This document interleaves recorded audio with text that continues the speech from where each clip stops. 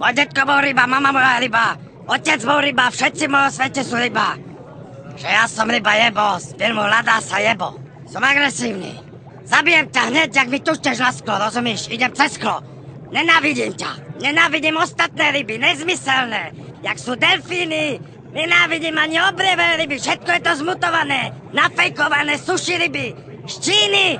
Mňa sa ani nedá chytiť, nikto si nedovolí. Otvorí akvárku a šáhnu za mňa.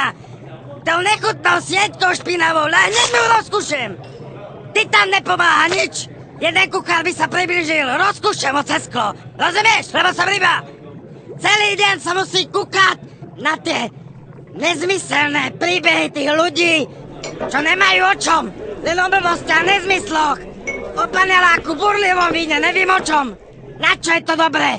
Mám len jedno srdco, ja si ho musím šanovať. Ja minule, došli kuklači, všetci na zem, ja som bol hneď na skle, povedz mi to, poď mi to sem povedať. Tam sa prechádzali, tvárili sa, že ma nevidia, ale ja kúkam na poď mi to sem povedať. Plutvo som mal, vieš že, tam kde išli bublinky, skoro som do cerovka kvôli ním.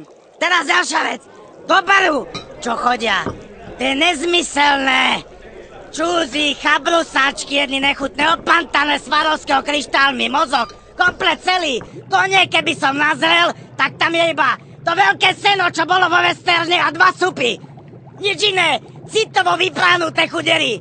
A počúvať o tom, že... Príliv, na to nemá vplyv mesiac, to je podľa mňa blbosť.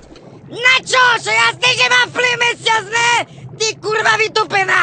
Čo si ty normálna? Však na to tu ten mesiac je! Ona tomu neverí, lebo je to nepovedal Kolár! Ja ti hovorím! Aj ty pičkam oko hovorím!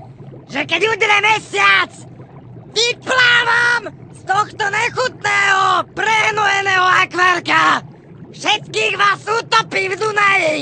Nie,